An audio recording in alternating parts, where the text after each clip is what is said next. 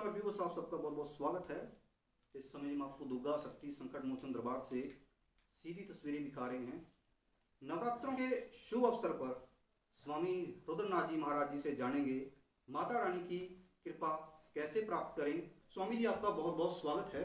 बहुत बहुत धन्यवाद। और आपके 24 टुडे देख रहे सभी दर्शकों को जय माता दी जी। स्वामी जी, नवरात्रों के शुभ मौके पर माता रानी की कृपा के लिए जी। पूजा अनुष्ठान और बुरी शक्तियों से मुक्ति के लिए आपसे हम जानना चाहेंगे विधि विधान पूर्वक कैसे पूजा पाठ किया जाए। देखिए, सबसे पहले तो समस्त देश और प्रदेशवासियों को आगामी नवरात्र की हार्दिक शुभकामनाएं। और दूसरा जो है, व्यक्ति गुरुमुखी होना चाहिए। अगर व्यक्ति किसी भी गुरु की शरण में है तो उसे इधर उधर भटकने की जरूरत नहीं है। उसके बावजूद भी एक संत होने के नाते जो हमारा कर्तव्य बनता है कि हम समाज को एक सही दिशा में लेकर के जाएं।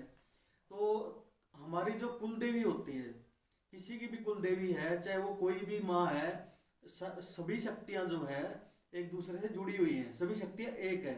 तो सबसे पहले अपनी कुल देवी को मनाएं। कुल देवी का जो उनका पीछे से जो चला रहा है, अपने पास से कुछ ना जोड़े।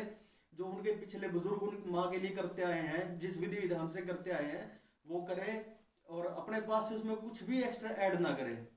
दूसरी बात, माँ के नवरात्र रखें और अपना जो है नीचे सोए, जमीन पर अब आसन लेके ना सोए या बिस्तर पे ना सोए। अगर व्रत रखा है तो माँ का, और जो है जौ आगे लगाएं, नारियल चुनरी माँ की रखें, फलाहार करें और माँ को भी फलों का ही भोग लगाएं, क्योंकि कई ऐसी शक्तियां हैं जो माँ भगवती के नाम से नवरात्र रखती हैं जी। तो वही है कि सबसे पहले किसी ना किसी जो है गुरु के मार्गदर्शन से व्रत रखें। और जिनके घर में नकारात्मक ऊर्जा से परेशान है, किसी गुरु के शरण में नहीं है वो, तो दुर्गा सप्तशती का पाठ कर सकते हैं रोजाना। और अगर ज्यादा ही परेशानी है तो दुर्गा सप्तशती में बहुत सारा जो है इतना कुछ दिया हुआ है, यदि व्यक्ति उनको ही कर ले तो नकारात्मकता दूर हो जाएगी। या दुर्गा सप्तशती से वह हवन कर सकता है। सिद्ध कुंजिका स्तोत्र करे रोजाना, व्रत रख के नियम अनुसार, और 11 पाठ सिद्ध कुंजिका स्तोत्र के सुबह करे, 11 शाम को करे, और रात्रि का में जो है उसका हवन करे। जी स्वामी जी, व्रत की अगर बात की जाए, व्रत का महत्व क्या है, इसके बारे में भी हम आपसे जानना चाहेंगे। जी, देखिए, बहुत सारे विद्वान हुए हैं, सभी के अपने अपने तर्क हैं व्रत के ऊपर। जी। किंतु मेरा जो मानना है, ये मेरी पर्सनल जो है बात है, मतलब मेरी खुद की टिप्पणी है ये, कि मैं व्रत के बारे में क्या सोचता हूँ।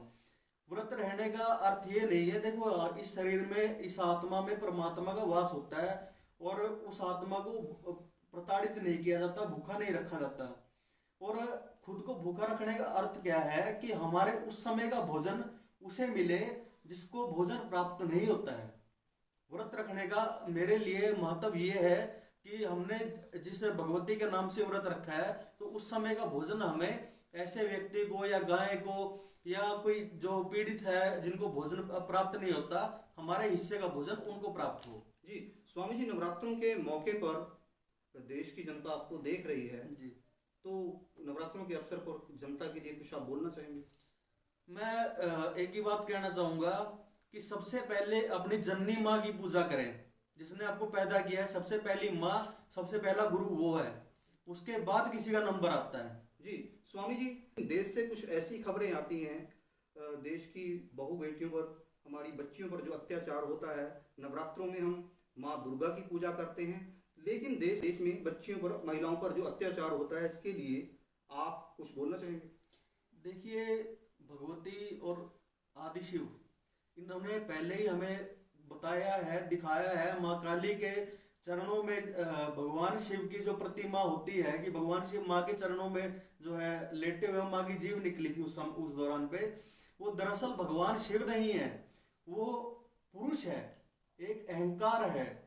तो उस अहंकार, पुरुष और प्रकृति के मेल को जब होता है तो उसके बाद ही शक्ति संपूर्ण होती है, चाहे वो पुरुष है चाहे वो प्रकृति है। तो हमें जो है हमारे धर्म ग्रंथ, शक्ति पुराण इत्यादि जो हमारे धर्म ग्रंथ है, उनको कोर्ट में नहीं, कोर्स में लागू किया जाए। जी, हमारी देश की महिलाओं पर, बच्चियों पर अत्याचार ना हो, ऐसे मामले सामने ना आए। प्रदेश और केंद्र सरकार की भी यह जिम्मेवारी बनती है। बिल्कुल। तो नवरात्रों के शुभ मौके पर हम भी ये उम्मीद करते हैं कि देश से कोई ऐसा मामला सामने ना आए, किसी महिला पे या बच्ची पे हमारी शोषण हो, अत्याचार हो। तो इसके लिए सरकारों के लिए भी आप कुछ बोलना चाहेंगे? मैं अपने यशस्वी प्रधानमंत्री मोदी जी को उनके नाम संदेश देना चाहूंगा कि कोई ऐसा कानून पास किया जाए कि हमारी माताओं बहनों को सुरक्षा प्राप्त हो। और जैसा उत्तर प्रदेश के अंदर कानून व्यवस्था है, योगी जी जैसे संभाल रहे हैं, आपको पता है मैं योगी जी का मुरीद हूँ, जी जी। तो जैसे वो संभाल रहे हैं ऐसे व्यक्तियों को आगे लाया जाए, ऐसे जो है संतों को आगे लाया जाए कि समाज का कल्याण हो सके। और दूसरी बात, हमारे परिवार में जो हमारे बड़े बुजुर्ग हैं, बच्चों को चाहिए कि उनके संपर्क में रहे, अपने माता पिता दादा दादी जिन भी बुजुर्गों के पास में रहते हैं उनसे सीखें। और जो मेरी भी मुहिम है, मैं पूरे देश में जो है जल्दी मुहिम चलाने वाला हूँ, घर घर संस्कार पहुंचाना है, राम राज्य लाना है।